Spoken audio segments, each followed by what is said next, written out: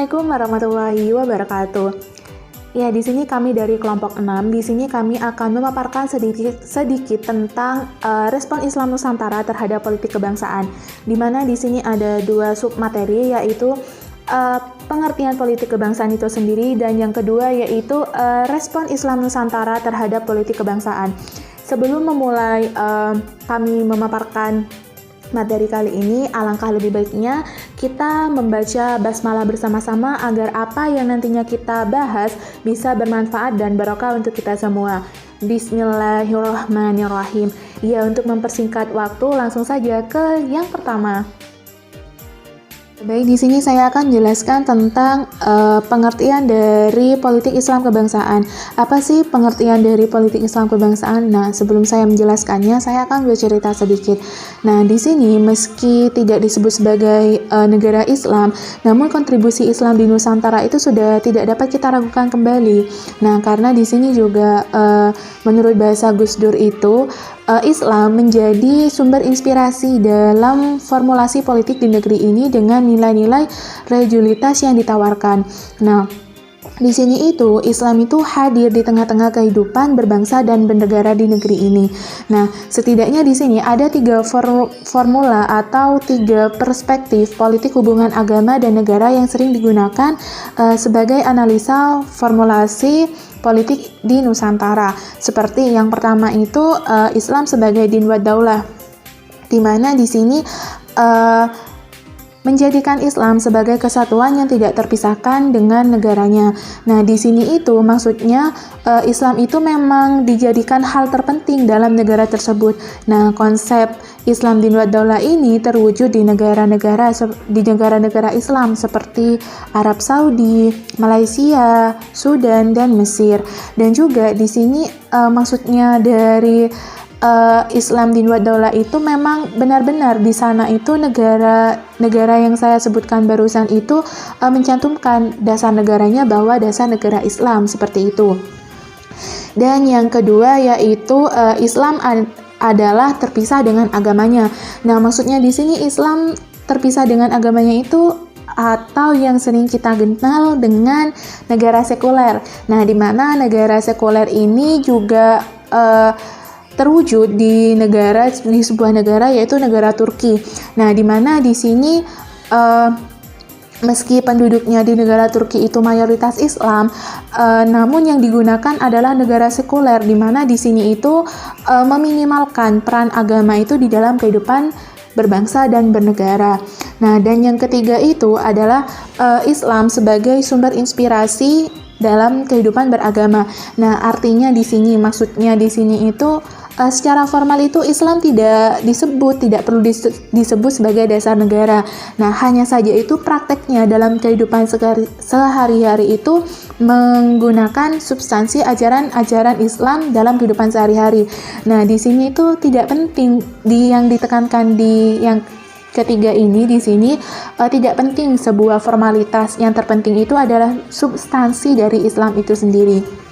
Nah, dari ketiga perspektif yang saya sebutkan barusan itu nampaknya di Indonesia itu memilih jenis yang ketiga, yaitu menjadikan Islam sebagai sumber inspirasi, di mana di sini dalam kehidupan berbangsa dan negara. Artinya itu memang di sini ditekankan bahwasanya tidak penting untuk negara Islam. Nah, bagi umat Islam itu di negeri ini yang penting itu adalah pelaksanaan syariat Islam dengan sebaik-baiknya dalam kehidupan berbangsa dan bernegara, seperti itu.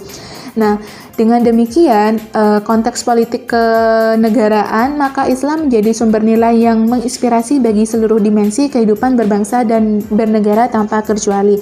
Nah, disinilah yang memang benar-benar membedakan antara politik Islam Nusantara dengan yang lainnya.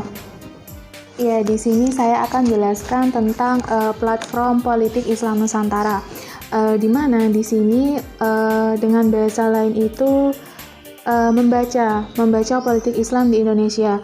Nah, di sini secara dominan itu dapat ditilik dari paradigma simbiotik atau symbiotic paradigm, di mana dalam paradigma ini posisi agama dan negara itu berhubungan secara simbiotik yang bersifat timbal balik dan saling membutuhkan.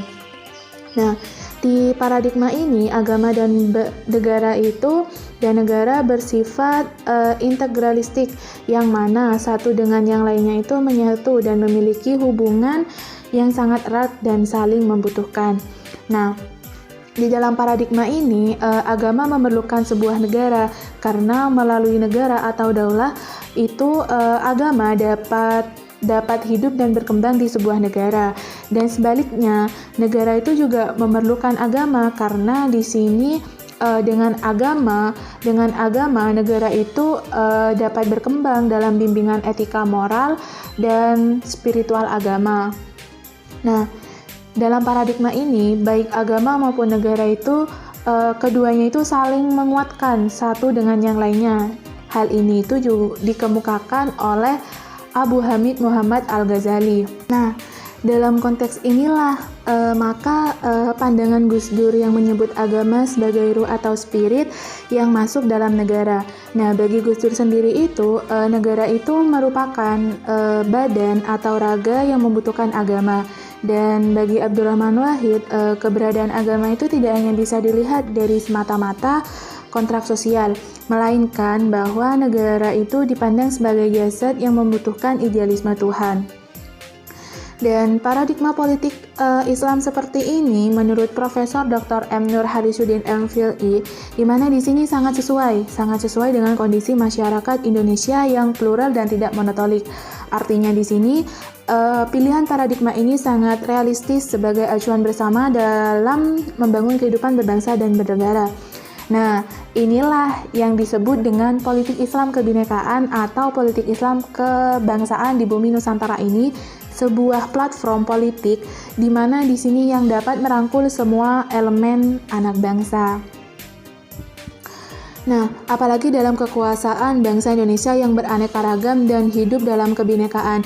Nah, di sini ini merupakan sebuah pilihan yang rasional jika umat Islam di negeri ini memilih peraturan kebinekaan, politik Islam yang berbasis kebinekaan. Nah, di mana di sini juga mengingat bahwasanya di Indonesia itu beragamnya suku dan juga beragamnya agama. Jadi di sini juga seumpama kita paksakan ke dalam monopolitik yang misalnya hanya berbasis satu agama, maka disinilah hal yang dapat merusak tatanan kebinekaan yang sudah dibangun para founding fathers kita. Dan juga di sini tak heran jika tema-tema seperti beragamnya inklusif dan toleransi beragama misalnya menjadi tema yang laris manis dalam perdebatan di internal maupun eksternal umat Islam. Nah, kendati belum ada kalimatun syawah yang detail dalam toleransi, namun masyarakat Indonesia itu di mana umat Islam adalah bagian besarnya, di sini sepakat dalam tema seperti toleransi dalam membangun keberagamaan di negeri ini. Nah, tidak sama dengan sejumlah negara-negara di Timur Tengah, di mana di sana itu masih belum tuntas terkait urusan perdebatan dasar dan arah negara.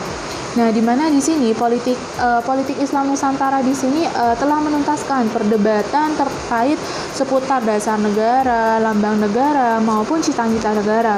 Nah, kendati dulu pada tahun 1950-an itu pernah develop perdebatan para founding fathers di negeri ini di era 1950-an.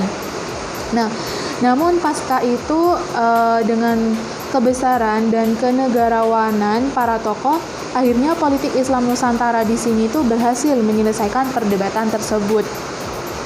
Nah, di sini silang pendapat itu pada dua kelompok besar, yakni negara Islam dan nasionalis, di mana penyelesaian perdebatan tersebut itu dengan kembali pada Pancasila sebagai dasar negara dan Undang-Undang Dasar 1945. Dengan dikeluarkannya Dekrit 5 Juli 1959, nah perdebatan kelompok Islam dan nasionalis itu dengan dekrit ini akhirnya ditetapkan dengan kembali kepada Pancasila dan Undang-Undang 1945. Nah, pada titik inilah bangsa Indonesia itu mulai kembali atau restarting untuk menuju cita-cita kemerdekaan yang diharapkan. Nah, dalam perjalanannya itu ada banyak rongrongan terhadap Pancasila dan NKRI. Di tahun 1965 misalnya, rongrongan terhadap Pancasila dilakukan secara sistematis oleh Partai Komunis Indonesia. Namun pada akhirnya itu berujung gagal, dan juga pada tahun ini pula PKI itu dibubarkan setelah sebelumnya ingin mengganti Pancasila itu dengan komunisme. Nah, pada tahun 1980-an itu rongrongan pada Pancasila ditunjukkan dengan sikap apatis oleh beberapa organisasi sosial kemasyarakatan. Nah, karena Orde Baru di bawah kepemimpinan oleh Soeharto. Nah, karena di sini juga memaksakan untuk menerima asas tunggal Pancasila.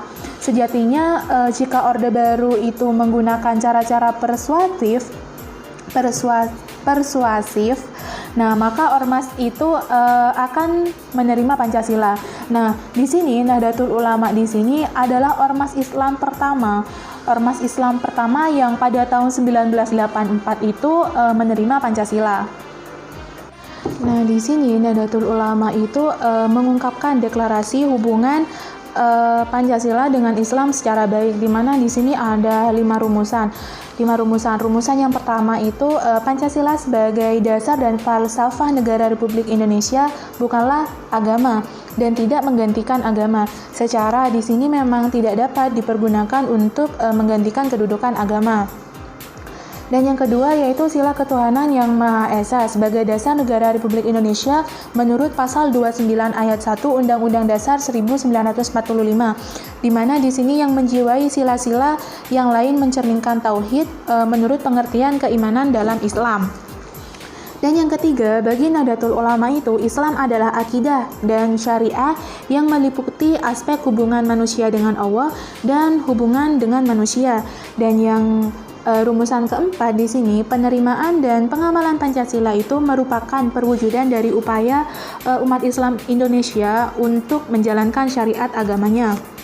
Dan poin yang kelima itu, rumusan yang kelima itu sebagai konsekuensi dari sikap di atas yang saya paparkan barusan, di sini Nahdlatul Ulama itu berkewajiban mengamankan pengertian yang benar tentang Pancasila dan pengamalannya secara murni dan konsekuen oleh semua pihak.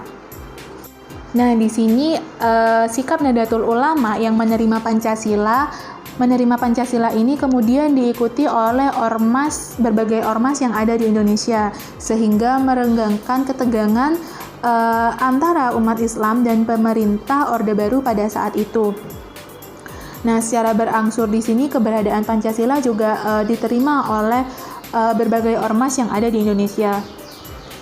Di era reformasi pada tahun 1998 sampai saat ini atau sampai sekarang, rongrongan utama adalah gerakan transnasional dengan mengusung khalifah. Di mana di sini khalifah di sini jelas bertolak belakang dengan Negara Kesatuan Republik Indonesia sebagai formula politik Islam Nusantara. Nah, mereka di sini juga menolak seperti Pancasila, demokrasi, dan lambang negara yang lainnya. Di sisi lain, Partai Komunis Indonesia yang dahulu itu telah dilarang juga muncul kembali di era reformasi ini. Nah, dalam formula politik Islam Nusantara, Negara Kesatuan Republik Indonesia sesungguhnya sudah final. Dalam arti kata final di sini itu bentuk dan formulanya. Meski dalam tataran implementasi itu masih banyak yang jauh dari kata ideal. Nah, demikian ini karena bangsa ini telah melakukan konsekuen bersama untuk kukuh dalam formula politik NKRI dan Pancasila. Jika ada yang belum sesuai dengan apa yang diharapkan, maka yang demikian ini tidak mengharuskan sistem yang ada untuk dirubah, melainkan dengan merevisinya. Dalam hal ini, Abdurrahman Wahid itu mengatakan kewajiban hidup bermasyarakat itu dan dengan dirinya dengan bernegara adalah sesuatu yang tidak dapat ditawar lagi, di mana di sini eksistensi negara itu mengharuskan adanya ketaatan kepada pemerintah sebagai mekanisme pengaturan hidup yang dilepas dari perilaku pemegang kekuasaan dalam kapasitas pribadi. Nah, Kesalahan tindakan atau keputusan pemegang kekuasaan tidak mengharuskan adanya perubahan dalam sistem pemerintahan. Oleh karenanya, sebuah usaha untuk mengganti dasar negara dengan khilafah atau komunis itu tidak dapat dibenarkan. Di sini tidak mengherankan jika pemerintah itu bersikap sangat tegas terhadap ini. Contohnya seperti misalnya sikap negara pada XPKI, mereka itu telah ditertibkan, dan juga di sini sikap terhadap ormas yang anti RKRI seperti Hizbut Tahrir, di mana di sini Indonesia juga masih terus membina agar senantiasa mengacu pada Pancasila dan Negara Kesatuan Republik Indonesia. Nah, di sini pada sisi lain itu praktek politik Islam Nusantara itu juga dijiwai oleh nilai-nilai Islam, di mana setidaknya menjadi wacana yang menjadi acuan dalam perumusan undang-undang dan kebijakan lain di negeri ini tanpa menghilangkan pertimbangan kebinekaan. Di sini kendati pun dalam prakteknya masih tidak seperti yang diharapkan, namun minimal telah ada beberapa praktek politik Islam Nusantara yang terwujud dalam kehidupan umat Islam Indonesia. Ya, mungkin cukup sekian yang dapat saya jelaskan. Untuk selanjutnya akan dijelaskan oleh teman saya, yaitu Isabella Mulyawati. Assalamualaikum warahmatullahi wabarakatuh. Oke, di sini saya akan melanjutkan pembahasan mengenai politik kebangsaan yang tadi sudah dibahas secara jelas dan sangat terperinci. Yang pada intinya politik kebangsaan adalah suatu politik yang dikembangkan oleh Islam Nusantara dengan menganut dasar-dasar kebinekaan yang berasas multikulturalisme dalam berpolitik. Lalu pertanyaannya gini, mengapa Islam Nusantara mengembangkan politik kebangsaan? Yang pertama, Islam sama sekali tidak melarang umatnya untuk terjun di dunia politik. Misalnya saja seperti Rasulullah, Khulafaur Rasyidin, beliau adalah pemimpin-pemimpin agama yang sekaligus memimpin pemerintahan, menjadi kepala negara. Melalui politik pula, Islam dapat menyebar dan diterima dengan mudah di Indonesia. Yang kedua, Islam Nusantara menganggap bahwasanya politik bukanlah perjuangan untuk menjadi penguasa semata, melainkan juga perjuangan dalam menampung dan menyampaikan aspirasi Islam. Indonesia adalah negara dengan mayoritas penduduk beragama Islam. Namun hal itu tidak menjadikan hadirnya hukum atau regulasi yang menganut atau berdasar pada nilai-nilai keislaman. Oleh karena itu, pentingnya untuk terlibat dalam dunia politik. Yang ketiga, politik kebangsaan yang dilahirkan oleh Islam Nusantara diharapkan mampu menjadi contoh politik yang baik yang berlandaskan pada nilai-nilai keislaman, namun tetap menghargai dan menghormati keberagaman di Indonesia. Perjuangan politik kebangsaan lambat laun membuahkan hasil. Hal itu bisa kita lihat misalnya kayak munculnya regulasi-regulasi di tengah-tengah masyarakat yang sudah menganut nilai-nilai keislaman. Contohnya kayak Undang-Undang Nomor 1 Tahun 1974 tentang perkawinan, Inpres Nomor 1 Tahun 1991 tentang kompilasi hukum di Indonesia, dan beberapa undang-undang lain yang mengatur tentang wakaf, perbankan syariah, pengelolaan haji, produk halal, dan lain sebagainya. Jadi pada intinya, Islam Nusantara mengembangkan politik kebangsaan bertujuan melahirkan suatu politik yang berbasis kebijakan nyata menjadi rahmat untuk keberagaman dan kebinekaan bangsa Indonesia.